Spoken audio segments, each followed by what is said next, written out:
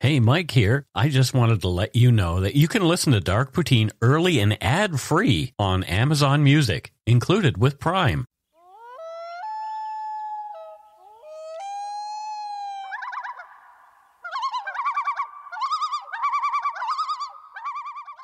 Welcome back to Dark Poutine. I am Mike Brown, and with me, as per usual, is Matthew Stockton. Hello, Matthew. Hello, Mike. Hi, everybody.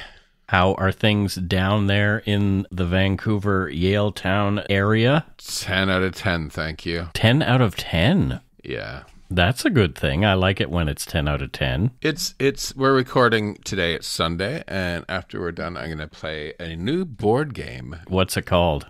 Mansions of something. It's based on H.P. Lovecraft novels. Oh, Mansions of Cthulhu or something? Or Mansions of something. Yeah, no. Yeah. You get like little action figures of Cthulhu, which is cool. That's really fun.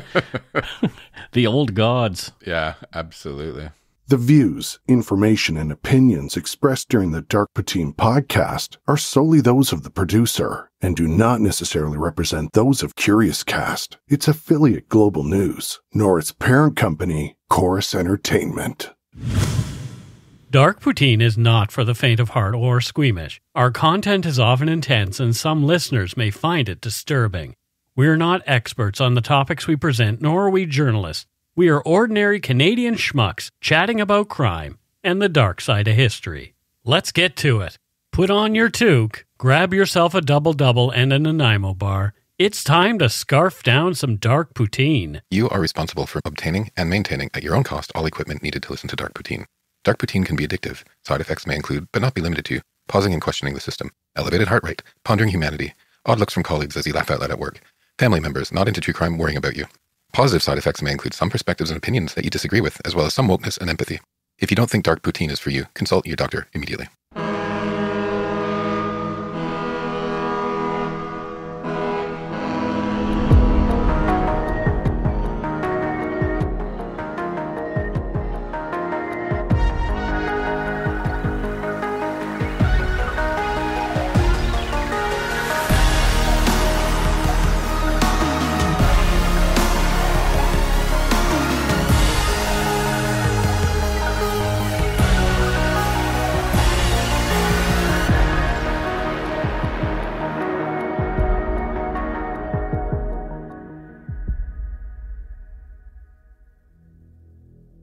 During the evening of Friday, October 13th, and the early hours of October 14th, 1978, a group of teens and young adults attended a gathering in a rural area of Maple Ridge, BC. That night, 16-year-old Catherine Emma Pozzobon went missing from the event. Her partially clothed remains were discovered on the afternoon of October 15th, not far from the location of the party. Investigations revealed the presence of seminal fluid in her mouth, throat, and on her clothing, as well as a tuft of human hair grasped in her hand. The case was treated as a homicide by law enforcement, but without adequate evidence to pinpoint a suspect, the inquiry was eventually suspended. 2 decades later, the case was reopened with the advancement of DNA profiling as a key tool for forensic investigation. Police tested the DNA profiles of the male party attendees against the evidence found on Cathy's body, and there was a match. 20 years after she was murdered, Cathy's family finally saw justice. This is Dark Poutine episode 293, Cold Case Turned Hot, the murder of Cathy Pozzobon. Maple Ridge, located in British Columbia, Canada, has a rich history that traces back to the times before European settlement when the Cathy and Kwantlen First Nations peoples inhabited the area. These indigenous communities lived along the rivers and coastlines, relying on the abundant natural resources for their livelihood. Maple Ridge is nestled between the Fraser River and the Golden Ears, which are part of the Coast Mountains, providing the town with a picturesque backdrop. Europeans first settled the area that would become Maple Ridge in the 1850s. Its name is believed to have originated from the maple trees that line the shores of the Fraser River in the early days of the settlement. Maple Ridge was incorporated as a district on September 12, 1874, making it one of the older communities in British Columbia. Could you imagine a more Canadian name for your town than Maple Ridge? It's pretty Canadian. Some of us who have lived there used to call it Maple Ditch. Maple Ditch? Why? You didn't like it? It was a different time in your life. It was a different time in my life, and there were different... I had a different experience with the place that I might have today. Okay. Our neighbor was a bit of a sociopath. Oh, having a neighbor who's a sociopath is always difficult. Oh, it was really, really bad, to the point where we called police once. Oh, gosh, that's horrible.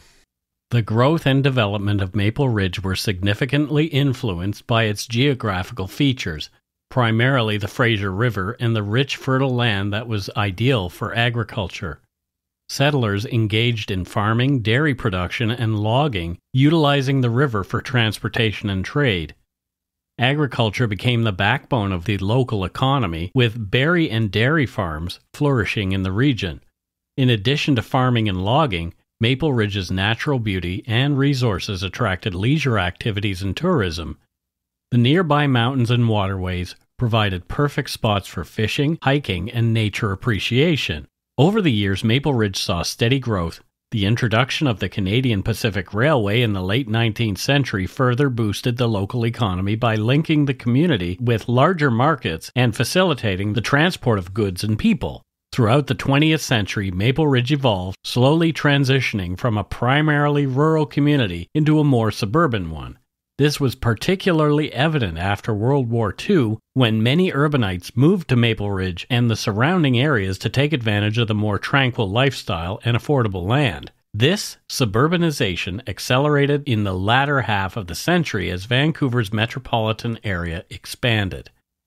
Despite the growth, Maple Ridge has maintained a balance between urban living and its rustic heritage. I lived in Maple Ridge between 2000 and 2005, and worked on films shot in the area from 2005 to 2009, so I know my way around. Maple Ridge officially became a city on March 26, 2014, but despite this change in status, it retains much of its small-town charm, with community events, historical sites, and ongoing commitment to preserving its historical legacy. The history of Maple Ridge is marked by its close relationship with the natural environment and a community spirit that reflects both its indigenous roots and settler past. Maple Ridge honors its heritage through various community activities, museums, and cultural events celebrating its diverse history. As of 2022, the population of Maple Ridge is just over 96,000 people and growing.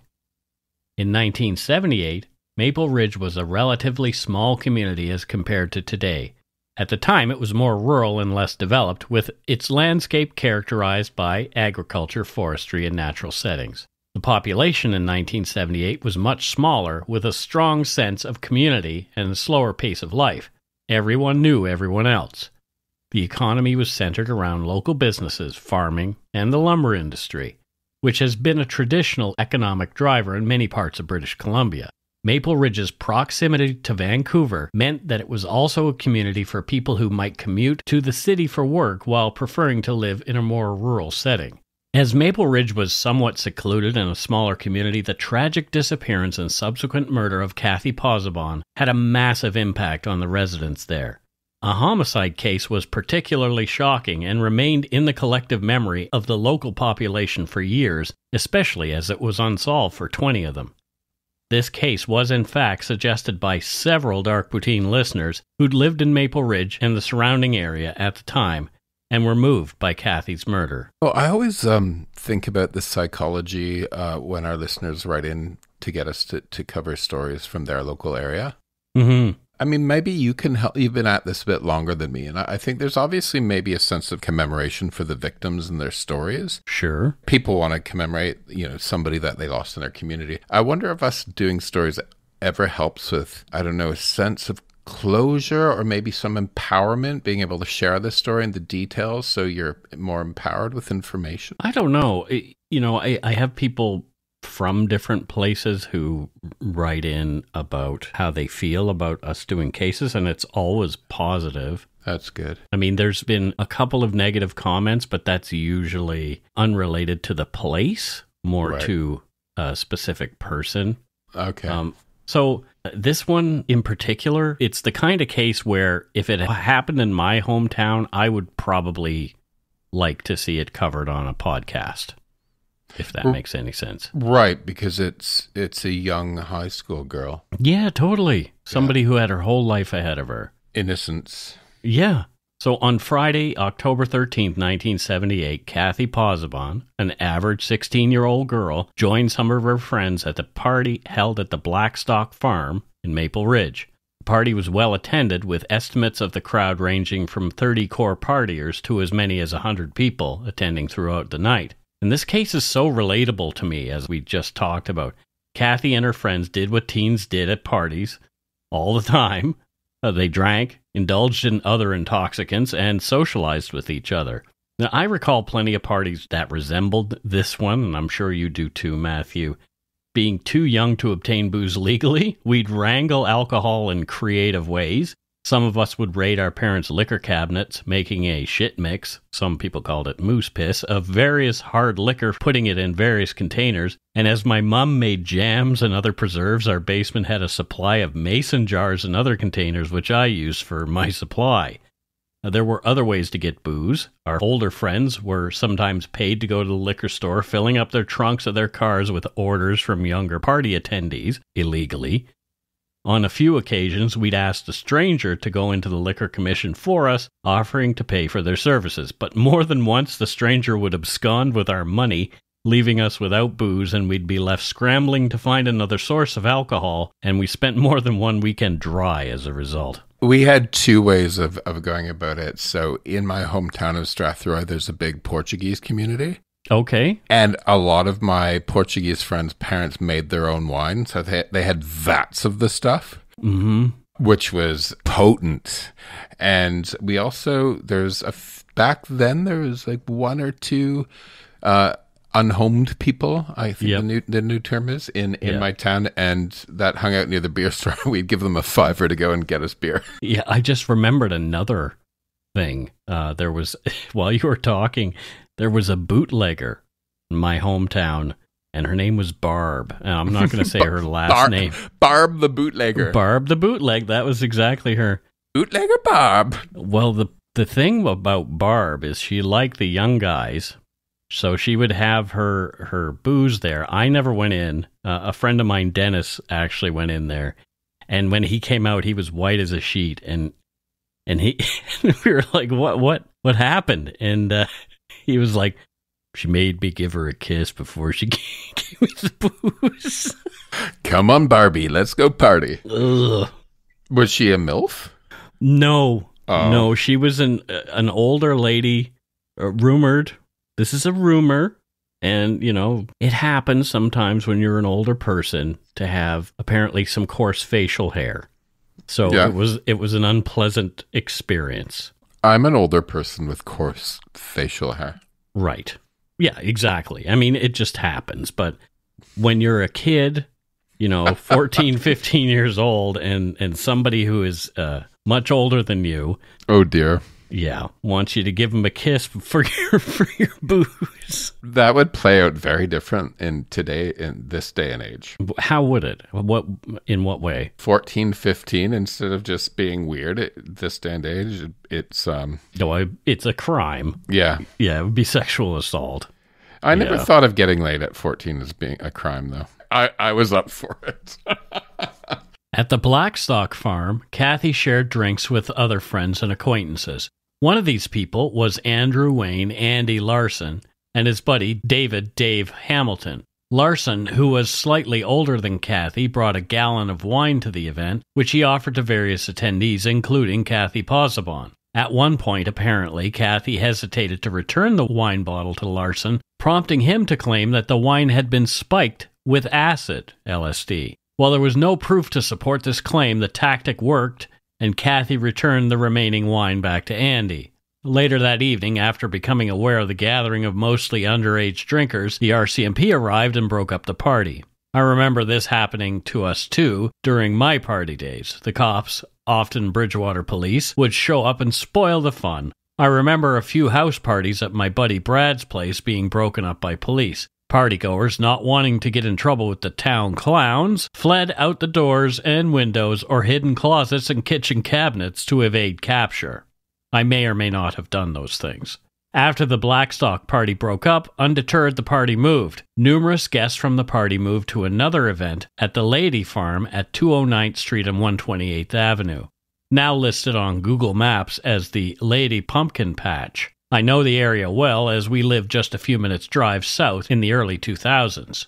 Cathy Pozzobon, some of her friends, Andy Larson and Dave Hamilton, were among the 150 people attending the Ladyfield gathering. One partygoer, Kim Neubauer, said that while Andy and Dave appeared to have been drinking, it was unclear whether they were drunk. Cathy was observed engaging in conversation again with Andy Larson and other young men. She appeared cheerful and was playfully warned by her friend Leanne Edel to be cautious. Cathy embraced Leanne with a hug and their unique handshake a little after 11 p.m. and then dashed off toward the barns. That was the last time Leanne Edel saw Cathy alive. Meanwhile, Andy Larson was hitting on two other women at the lady party. Shortly after 11 p.m., Joan Johnson was in the process of leaving the field party in her car when Andy Larson stepped in front of the vehicle, urging her not to go. When she requested he move aside, he refused. Reacting, she eased her foot off the brake, causing the car to inch forward and bump into him. Larson then remarked aggressively that had she been a man, he would have killed her. Joan said this was odd behavior for Andy, who she knew was a generally easygoing and mild-mannered guy. That night, she remembered Andy being loud and obnoxious, and that he had that large bottle of wine, a gallon jug, in his hand the whole night at both Blackstock and Lady, including at the time of the incident with her car. Joan later recalled seeing Andy Larson outside of Price's convenience store, very intoxicated, at around 1:30 a.m. in the morning. She said he was swaying back and forth and looked out of it. However, she couldn't recall whether it had been the night of the party or the next day.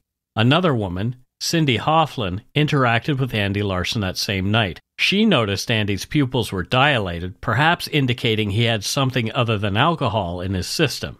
Perhaps his earlier claims of LSD use were true. However, Cindy did take a couple of swigs from Andy's ever-present wine bottle, but she did not feel any effects of LSD intoxication. Cindy had to be home by 11 p.m. and was getting into her car to leave at that time. Andy Larson, uninvited, jumped into her car unexpectedly, holding her hand and expressing his fondness for her, claiming he preferred her over all the other girls at the event. He invited her to stay longer and proposed a stroll in the field, which was the same field where Cathy Pozzobon's body would later be discovered. Cindy spent roughly 15 minutes with Andy in the car, but refused his offer for a walk. She headed home after 11 p.m., but not before reluctantly kissing Andy Larson. Dennis Bassanesi said that at the laity party, Andy Larson proposed he have a drink from his gallon of wine. Dennis declined this invitation. Following his refusal, Larson made a hostile remark suggesting, "How about I smash it over your head?" To which Dennis responded with a simple, "No thanks." So this guy sounds a bit like an a-hole. A bit like an a-hole, yeah. Yeah, I mean, well, I always hated people. So, you go out to have fun at a party, right? There's a troublemaker. Not every time, but often there's one aggro guy that's like jumped up, chest beating, being rude to people he's trying to make passes on and threatening people. It's like, if you can't just have a good time, don't come to the party. Dennis Bassanesi later asserted that, in his opinion, Andy didn't appear to be seriously inebriated at the moment he threatened him. Regardless, Andy finished off the bottle himself at some point during the lady party. Dean Kirkhuse was present at the lady field party on the same evening. He arrived between 11 and 11:30. As he was driving into the gathering, he slowly passed by Andy Larson, who kicked the side of his car.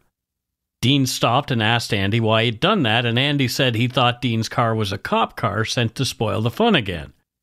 Dean said he accepted Andy's explanation, as his car was a white Ford Ranchero, a model resembling that used by police at the time. 5 minutes or so later, Dean chatted with Cathy Pozzobon and noted that she was in high spirits, seeming bubbly. He had to move his vehicle 40 minutes after he arrived, and around 20 minutes later, Dave Hamilton approached him and asked him to help search for Andy Larson. Andy was nowhere around. Dave wanted to leave the party, but had traveled with Larson, but couldn't find him anywhere. Dean briefly helped Dave look for Andy, but became distracted and left Dave to search for Andy alone. Dean Kirkhughes later recounted seeing Andy Larson and Dave Hamilton departing from the party in a red and black Camaro from the late 1960s, with another man, Bert George, also in the vehicle. It was around 12:30. The car came toward Dean from the southern end of the road near the turnaround area, which incidentally was where Cathy's body would eventually be discovered. Dean approached the vehicle to ask if they were heading out for a last call or what their plans were. However, the car's occupants did not respond, and they didn't even roll down the window to acknowledge him. They just continued driving. Dave Hamilton was driving quite quickly and recklessly, considering the lane was crowded with partygoers in their vehicles, making the narrow road feel even more constricted. Dean thought it was unusual for people leaving such a gathering not to respond when asked what they were doing, as everybody would typically indicate where they were going, home or to another destination. Maybe the party was going to continue somewhere. Their abrupt departure was peculiar to Dean Kirkhughes and stuck in his memory for years after. Dean left the party close to 1 a.m. and was among the last to do so. In the meantime, Leanne Edel was quite distressed because she was ready to leave the gathering but couldn't locate Cathy Pozzobon. They had planned for Cathy to spend the night with her, but she was nowhere to be found. Perhaps, she thought, Cathy had left with someone else. When Cathy didn't come home the next day, her family became worried and reported her missing to the local police. After discovering Cathy was last seen at the 18-acre Lady property, a search party was struck and began looking for the 16-year-old. A few of the searchers were youngsters like Dean Kirkhughes, who'd been at the party and felt compelled to look for his missing friend. At around 2 p.m. on Sunday, October 15, 1978, directed by a high school teacher, Jim Lindsay, who'd spotted something in a nearby field after climbing up a silo for a better look, searchers found Cathy's partially nude body in a field near the site of the party, around 100 meters away. More after a quick break and our Supernatural Circumstances trailer. Hey Dark Poutine listeners, Mike here. Are you ready to dive deep into the mysteries of the supernatural? Join me and award-winning paranormal researcher Morgan Knudsen as we dissect chilling phenomena on Supernatural Circumstances. From spine-tingling hauntings to creepy cryptids and other paranormal subjects, we'll be your guides on this extraordinary journey. We're in Season 2 right now, so there are plenty of episodes for you to catch up on. Buckle up and explore the unknown with us and numerous expert guests. Download Supernatural Circumstances wherever you podcast.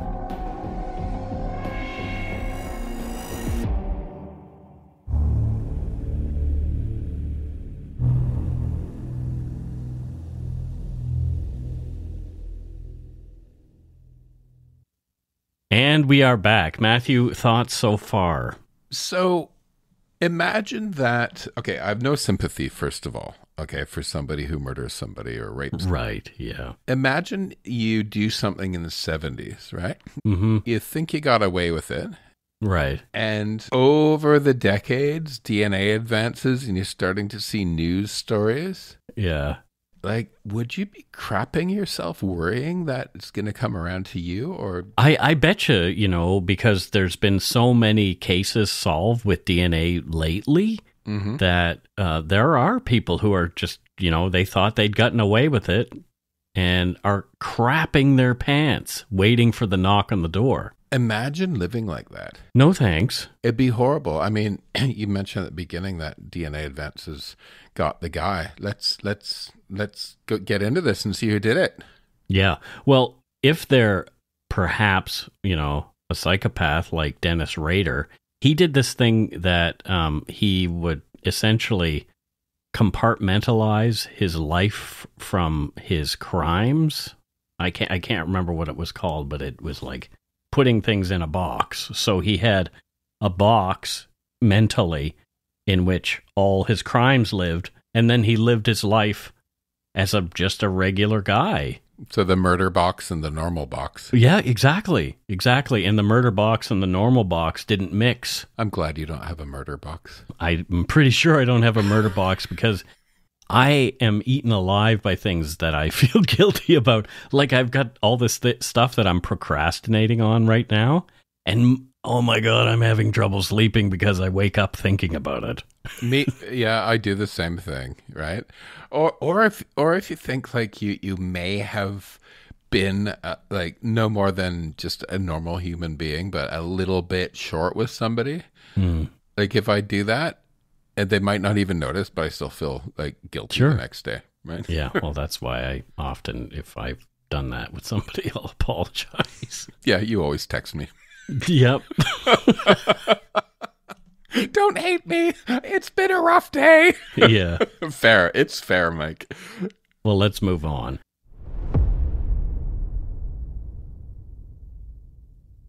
It was immediately clear when the search party found Cathy's body that she had most likely been sexually assaulted during her murder.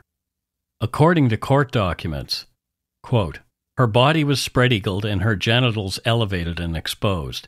She was nude except for part of her upper body. Her sweater was around her neck and her bra had been pulled up, leaving her left breast completely exposed, end quote.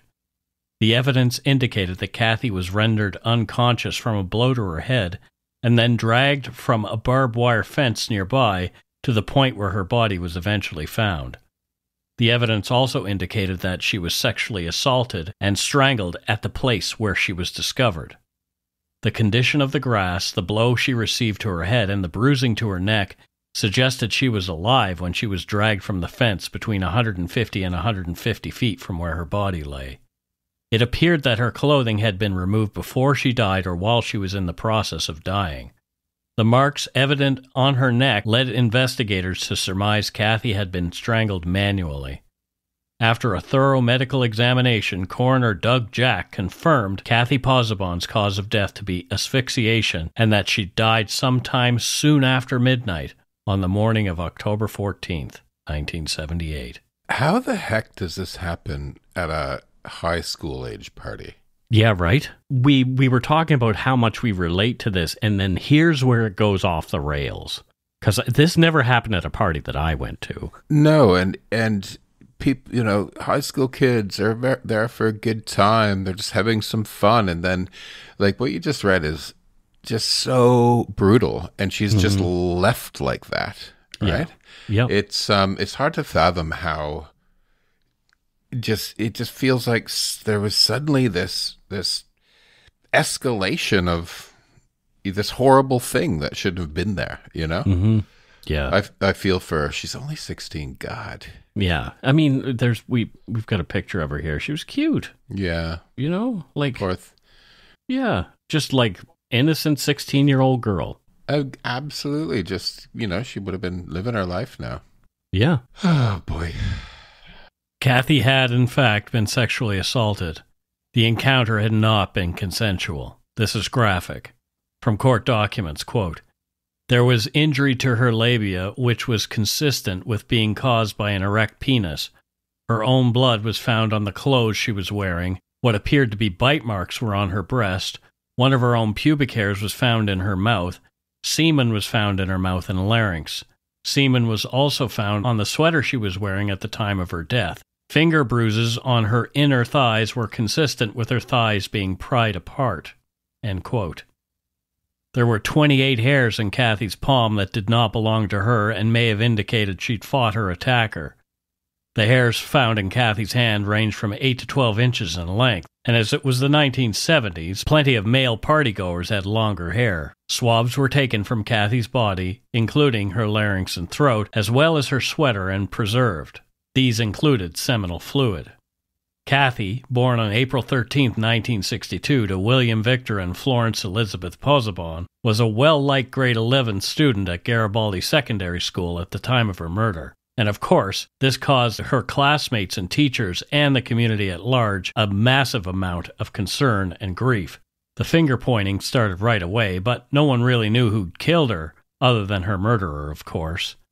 According to a later Province newspaper article, one dark rumor claimed that Cathy had been dosed with LSD and passed around during a gang rape. There is no evidence to prove this to be the case. Cathy was said to be friendly and outgoing and loved team sports. Her classmates planted a tree in her memory outside the school's entrance. She was buried in Maple Ridge Cemetery. The plaque on her grave marker reads, "All things bright and beautiful." An RCMP task force of 9 investigators included a pair of experienced investigators from the Special Crimes Section in Vancouver. By November 1st, the Surrey Leader reported the team had interviewed 160 people, including all the partygoers, and had, quote, no new leads. Every male who attended either party became a person of interest to the police. All denied knowing what happened to Cathy Pozzobon. On November 7th, the Times columnist reported that investigators had a short list of, quote, less than 10 suspects in Cathy's murder. Among them was Dean Kirkhughes, who'd helped in the search for Cathy, and Andy Larson, who'd had a few run-ins with others at the party. There were a couple other guys on the list as well. Dorothy Clark from the RCMP's Hair and Fiber Unit compared the hairs in Cathy's hand with samples from the shortlisted suspects. Ms. Clark could not conclusively establish a single source for the hair samples from the suspects. She could only suggest whether the samples were consistent with a particular source, so they came from the same head of hair. She just couldn't determine whose it was. At least one suspect, Andy Larson, was given 2 polygraph tests during the investigation in 1978. It's unknown what the results of those tests were, as that's not public, and the case grew cold. A cold case like this, it's a small town, right? Mm-hmm. And it's still kind of a smaller community. Sure. Could you imagine the cloud over everybody that was at that party in the community? There definitely was, and we'll get into how it affected a few of them later on. Okay. In 1988, Sergeant Stavanyord and his team revisited Cathy Pozzobon's unsolved 1978 murder case, re-interviewing previous suspects and witnesses to uncover any new information. The men, including Andy Larson, were interviewed at the police station, while the women were interviewed at their homes or workplaces. Larson's recorded interview proceeded without him being informed of his legal rights, as he was not being treated as a suspect, but as a potential source of new information. During the interview, Andy Larson pointed at Dean Kirkhughes as the most viable suspect in Cathy's murder. A portion of the conversation, as recorded by investigators, was later released in court documents. It follows, and it's hard to read, because it's the way people speak. Larson: Yep, one name you mentioned was Kirkhughes, Dean Kirkhughes. I don't know why, there's no reason for me to say anything or implicate him or in any other way, but it was like everybody that I knew, they just sort of left him alone after that. Like it seemed like he just went on a bit of a loner trip. Sergeant Stavanyord: Well, I'm aware of that too. Because it was his crew, Neubauer and Wallbank, and all were at his ranchero, and they were basically the last ones supposedly to see Cathy alive. So there was a lot of heat put on him. Even press clippings in the newspaper didn't mention it by name, but mentioned their car, and everybody knew who they were talking about. So it's my understanding that, a lot of people wanted to shy away because they didn't know if he was or he wasn't, or whatever. Larson: Yeah. Sergeant Stavanyord: Yeah. Larson: Yeah, and that's I don't remember who even or what people I know that have talked about him years ago at the time this is happening and all that kind of stuff, and he sort of seemed freaked out about the whole thing in a different way. Other than not being able to string a sentence together, he seems he seems like he's intentionally redirecting here. Well, to me, right? Right? I mean, that's how one would think. However, after the interview, where Larson appeared truthful to the sergeant, Stavanyord recommended that he should not be regarded as a suspect. It would be another 10 years before Cathy's murder was once again reinvestigated. DNA technology had improved to a point where the investigators believed that the samples taken from Cathy's body would potentially match with samples to be taken from the 6 remaining persons of interest in her death. By the late 1990s, advancements in DNA technology had transformed forensic science, enabling more accurate and reliable DNA comparisons. The polymerase chain reaction PCR test became a key tool, allowing for the amplification of tiny DNA samples into quantities sufficient for analysis. The adoption of short tandem repeat STR analysis became the gold standard for genetic fingerprinting due to its precision and the small sample sizes required. Automation and computerization streamlined the sequencing and analysis of DNA, considerably cutting down the time needed for processing.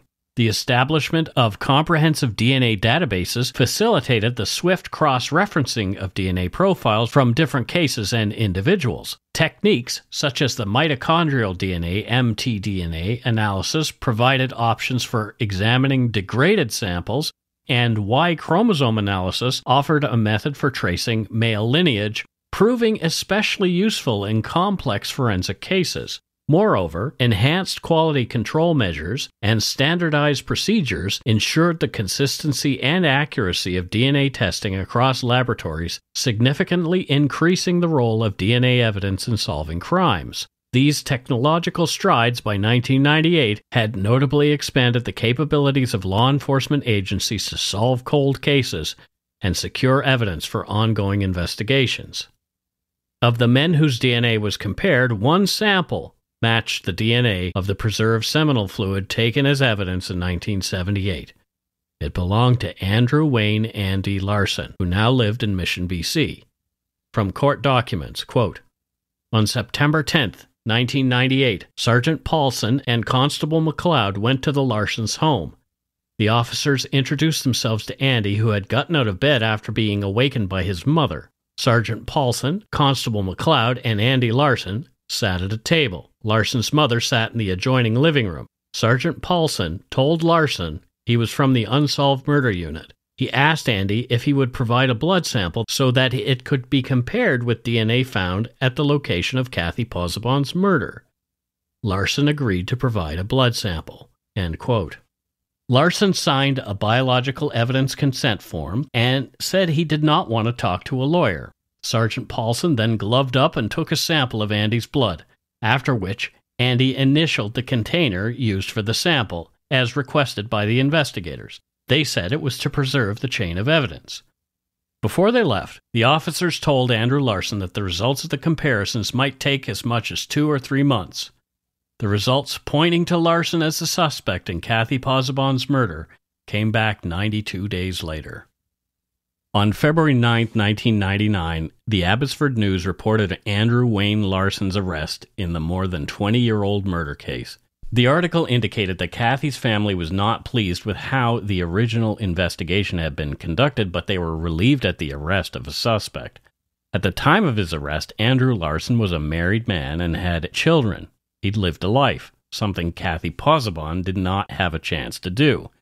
It was revealed that in 1997, an anonymous woman had called an RCMP tip line indicating that she felt Larson was responsible for Cathy Pozzobon's murder. Larson was released on $125,000 bail 2 months after his arrest and returned home to await trial. He pleaded not guilty to the first-degree murder of Cathy Pozzobon. Imagine the conversations that are going on in that house over this time frame. Right. I feel for his family. You know, if his wife didn't know anything at all, this train crash of information would just totally hit and destroy your life. Totally. Yeah. And, you know, all of a sudden you learn that your dad may or may not be a murderer. Yeah. Like, holy crap. Here you are. You've just lived this life with this person who's your father. And then you find out that he's been arrested, accused of a horrifically brutal rape and murder.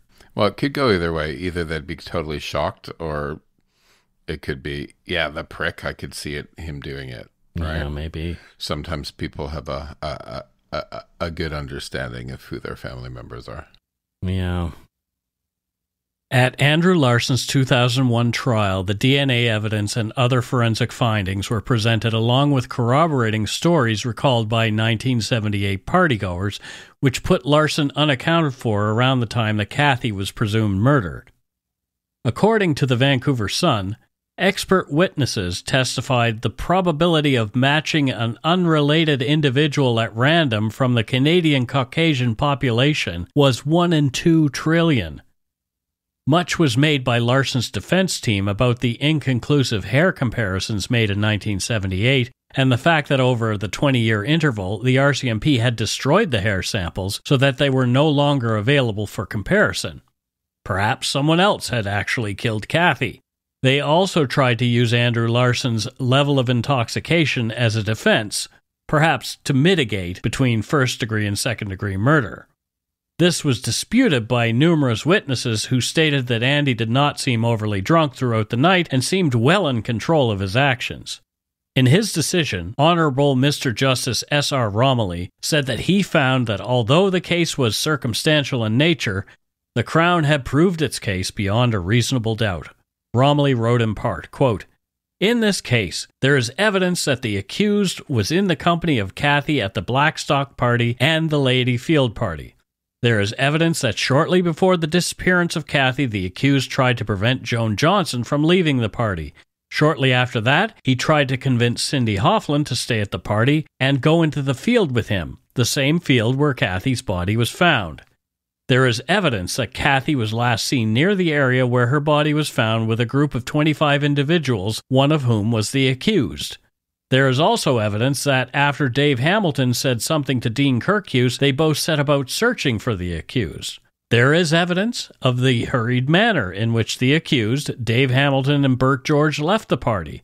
Lastly, there is the evidence of the DNA match. In my view, the evidence in this case is inconsistent with any rational conclusion, but that the accused committed first-degree murder of Cathy Pozzobon on the date alleged in the indictment.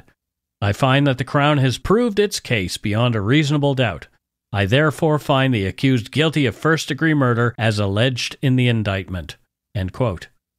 As a postscript to his decision, Romilly went on to mention the poor treatment of other suspects in the case by the police. Quote, "Evidence was led that in 1978 the police believed that Dean Kirkhughes was somehow responsible for Cathy's murder. The evidence suggests that the police treated him, Dave Hamilton, and Bert George very badly. Although these young men ranged in age from 16 to 18 at the time, they were apparently questioned by police for long periods of time and refused permission to call either their parents or a lawyer.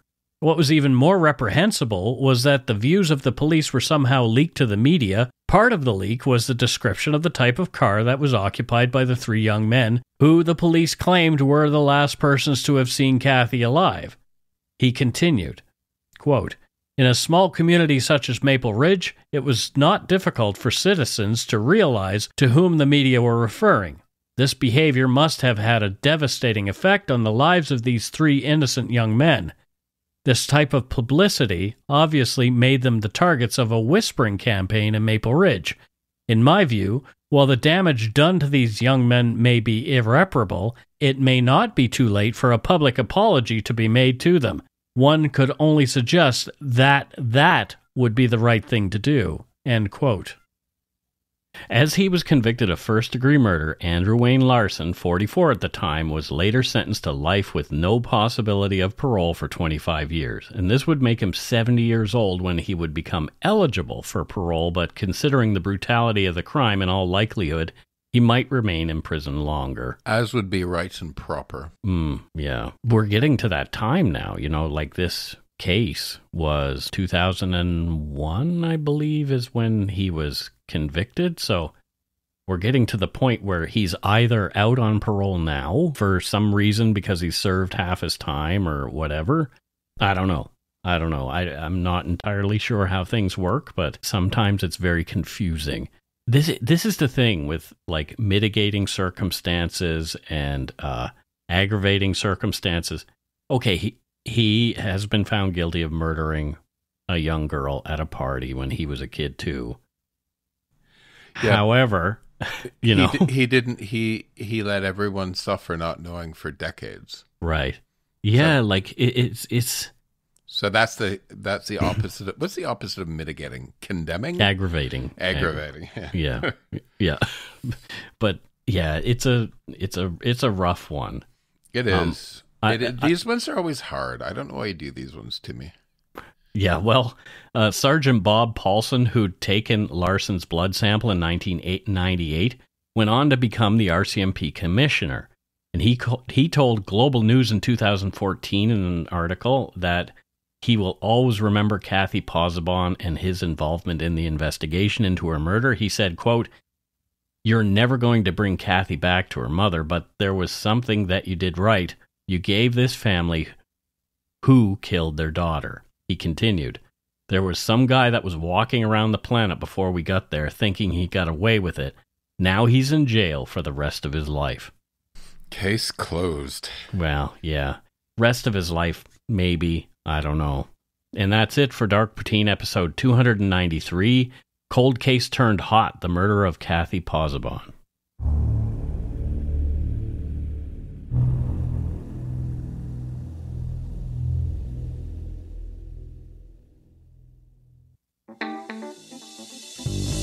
That's right. It's time for voicemails. You can leave us a message at 1-877-327-5786 or 1-877-DARK-PTN. We'd love to hear from you. Let's see who called us this week. Let's listen to our first voicemail. Hello, guys. This is Julia calling from Italy, where I currently work. Southern Italy, somewhere halfway between Rome and Naples. But I'm actually from Austria, and I partially grew up in Canada. I wanted to thank you for your podcast, which I immensely enjoy. I happened upon it when I was in Canada playing in the Underwater Rugby World Championships this summer, and afterwards we traveled around a bit and listened to your podcast, long stretches of Canadian roads that we traveled along. And I hope you recover from COVID soon. I got it while in Canada, and it can be a bummer, so I hope you get better soon. I actually wanted to send you a voicemail for the 600th episode, but then time got away from me here in Italy with my job. I'm looking forward to seeing if you figure out what I do. Anyway, I wanted to thank you for the podcast, the stories, the glimpse into Canadian society and society at large, and into how people function inside their brains. I find it fascinating, and I also find it really lovely to listen to you talk about yourselves and your lives. So thank you for all of that from Italy/Austria, and all the best for the future. Bye. From Italy. Wow. That's great. And Austria. Italy and Austria. So I'm looking at, just ran a report of our listens from Italy. And since we've joined Megaphone, which was in July of 2022, we've had 2,143 downloads from Italy. So thank you for being one of those who listen to our show. Absolutely. And yeah, in terms of it, so first of all, underwater women's rugby, cool. Right. Because I'm a rugby fan. And yeah, Matthew's a big rugby fan. But I know nothing about underwater rugby, so I'm now going to look it up. But I think I was actually supposed to be in Julia, in your home country this Christmas, but I need to delay that. I'm thinking about going into the spring to Vienna. And I think your job, other than your rugby, is ensuring around the world that people are baking sacre torts properly. What's that? Well, there's a hotel in Vienna called Hotel Sacher, and they created this cake called a sacre tort. And I've actually had one from the hotel in Vienna, and it is perhaps one of my favorite desserts.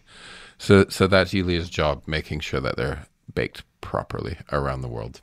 Well, that's fun. Currently in Italy, doing that. I like ensuring that I try local cuisines. Like when I went to Louisiana, I had to make sure that I had a beignet from the proper beignets place. Have you never had a sacre tort? No, I've never had it. So good. Yeah, I'll have to try that. Yeah. Let's listen to another voicemail. Hi, Mike and Matt. My name is Virginia, and I am from southwestern Ontario, a little town called Princeton. I apologize for being tardy, but I just wanted to congratulate you on your 6th anniversary and wish you a happy Halloween. Well, thank you. Thank you, Virginia. My mother is also named Virginia from southwestern Ontario. Maybe she's my mom. Maybe. So what do you think she does there in southwestern Ontario, Matthew? She's a professor at Princeton University in Princeton, southwestern Ontario. Oh, yeah. This Princeton University has like underwater firefighting and like those kind of things, right? Basket weaving 101. I wonder if anyone calls her Ginger, because that became my mom's name. Yeah, maybe. Anyway, thank you so much. Thank you. Okay, here's another one. Hi, Mike and Matthew. This is your friend Cathy in North Vancouver. I've just finished catching up on all your Spooktober's, and what a marvelous job you guys did. I just wanted to say happy Halloween and happy anniversary. 6 years already. Holy cow. I think I was really touched by your work on the Cree stories. Especially the Star People and the fiddlers. My granny was a fiddler, but not from the Sandy Lake Fiddlers. And I'd never heard that story. So I'm glad that I've heard it. Thanks, you guys. Bye. Now, Cathy is a good friend of ours. Matthew, you've met Cathy. Yes, Cathy I have. and some online things It's that nice we've to done. hear, Cathy. Yeah, and Cathy does the books for Dark Poutine. So, and her voice also reminds me of something I've been procrastinating about, which is getting my taxes done. Oh, I'm so terrible at this. Like, I just don't want to do it. I hate the whole, like, collating everything together and blah, blah, blah. But Cathy, we know what Cathy does. She keeps books for different companies. But does she have a hobby, Matthew, maybe that we can give her? I'm wondering. Does Cathy have a hobby? Yes. Yeah. What would be her hobby, Matthew? If we know what she does, we know where she lives. So I think she. So we know what she does for a living. I think she helps to tag whales so they can be tracked. Interesting. Yeah. So she's out there with a harpoon on the end of a boat. Not a harpoon. Like in Jaws. Not a harpoon, like a little tagging thing. Oh, okay. Yeah, so I guess it's a harpoon, but trying to save whales using the word harpoon sounds like the wrong word to me. Probably not the right word. Anyway, so thank you, Cathy, for calling it. She warned me that she was going to do it, and I appreciate it that she did. All right, and here is our last voicemail, and it looks like it's from either Nova Scotia or PEI because that's the area code, so let's hear it. Hey, this is Megan. I'm from Nova Scotia. I just wanted to call to wish you guys a happy 6th anniversary. I'm a day late, but I just wanted to call and say, hey, you guys are awesome. And, yeah, I can't wait for more episodes. Okay, take a shit in your hat. Bye. Well, thank you. Good to hear that down-home accent again. I love it so much. What does Megan do for a living, Matthew? There in Nova Scotia. In Nova Scotia? Yes. I think she's a DNA technologist. Oh, well, that's very relevant. It is very relevant. What we do here, because we talk about that a lot. Yeah, she's the one that figures it out. So she figures out who your cat's related to because it's cat. Maybe. Am I related to my cat? Am I related to my kitty? Well, actually, we are related. I'm putting on my nerd glasses here. We are actually related to kitties in some way. Yeah, let's not get into that. No. We're all mammals. Anyway, thank you so much for the voicemails. That's it for this week's voicemails. Again, you can leave us one at 1-877-327-5786 or 1-877-DARK-PTN. We'd love to hear from you, even if it is just to say hi and to tell us to go shit in our hats. If you're stumped for what to chat with us about, a quick story is welcome. Well, there you go. Again. There we go. Yeah, we're so grateful that we can do this. Next up, we have Patreon and Donut Money donors. I'm not sure, Matthew. Patreon seems to be falling off a bit. I'm not sure what we need to do to prop it up or to do something about it, maybe. But it just seems to be, just sort of dying a little bit. But that's okay. It is what it is. We do have some new patrons this week, though. First up, we have Susie Bowles, and Susie is from Fort McMurray, Alberta, one of the hardy souls that lives way up there in Fort McMurray, Fort Mac, that's seen so much adversity, and it's kind of cool that people are still kicking it up there. Yeah, after the fire. Yeah. So what do you think Susie does in Fort Mac, Matthew? I'm going to take a guess. I think she's a radiologist for breast cancer. Wow. Yeah. Wow, that's quite a job. Yeah, that's rather specific, but I don't know. I was just getting I'm getting that vibe. You're getting that vibe. Well, yeah. You know what?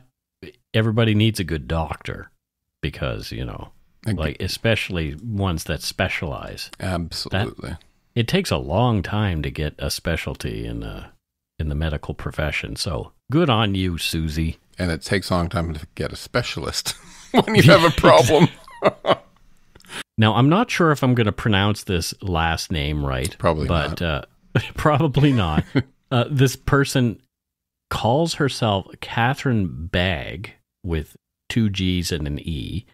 And there's also another name that I don't know if she wants put out there. So Catherine Bagg, and she is from New Bedford, Massachusetts. New Bedford. Park the car in Harvard Yard and make sure you wear a sweater. Where do you pick these things up from, Mike? Well, that is a Massachusetts accent. Is that all of Massachusetts? Well, it is the let's just say the cliche Massachusetts accent. So, my grandmother had the cliche Lunenburg County accent. She had it. So I have no accent. Exist. You have a Southwestern Ontario accent. You definitely do. I know, it's changed. My Nova Scotia accent changed over the years too. But, that's the way it is. I'm still feeling kind of crummy from the COVID stuff. Yeah. But anyway, so what do you think Caitlin does there in New Bedford, Matthew? Was it Caitlin? Yes, it was. Okay, I think Caitlin is a handbag designer. Is a handbag designer. Wow, yeah. That's kind of cool. Bags, BAGGS. I need a trademark registration. Yes. Yeah, there you go. That's fun. Yeah, I know. And we did have one Donut Money donor this week, and her name is Courtney Forgang, and we don't know where Courtney's from or what she does, Matthew. So you're on. Courtney is from Courtney. Mm-hmm. Right. She's okay. Named after the town she's born in, or is it? Her name Courtney is spelled differently than the Courtney. Yeah, her parents just wanted to shake it up a little bit, right? Shake it up a little bit, sure. Shake it up. Yep. And she spends her life not working, but trying to stop old growth forests from being cut down. So you can find her at any day. You can find her chained to a gate. Chained to a gate. Yeah. So Courtney spends her time chained to gates. Yeah. Well, that's good for Courtney. Somebody's got to do it. You have old growth stuff on your brain because you were just sort of in that area when you went up to Tofino. You and Justin stomped around in the big forest. I do, and when you see you get it. Yep. When you see it, it's funny. Like if you've never been to British Columbia or an old growth forest, you're like, oh, people need wood. But once you see it and sort of the trees themselves, but also all of nature that lives off of them, you kind of realize why they need to be protected. There you go. It hits anyway. home. Yeah. Thanks to all our patrons and Donut Money donors, past and present, for your generosity. It helps to keep the show going. You can become a patron of Dark Poutine at patreon.com/darkpoutine. For a one-time donation, you can send us donut money via PayPal using our email address, darkpoutinepodcast@gmail.com. If you don't already subscribe to the show, it would mean a lot if you did. You can easily find Dark Poutine on Apple Podcasts, Spotify, or wherever you listen to your favorite shows. If you haven't gotten yours yet, my book, Murder, Madness, and Mayhem, is available to order via a link on the Dark Poutine website. And speaking of darkpoutine.com, please check it out for show notes and other cool stuff. We'd appreciate it if you took the time to give Dark Poutine a like or a follow on Facebook and Instagram. Most importantly, thank you for listening, and tell your friends about us. Word of mouth is a powerful thing. And that is it for this episode of Dark Poutine. So until next week, don't forget to be a good egg and not a bad apple. Bye, everybody. Bye.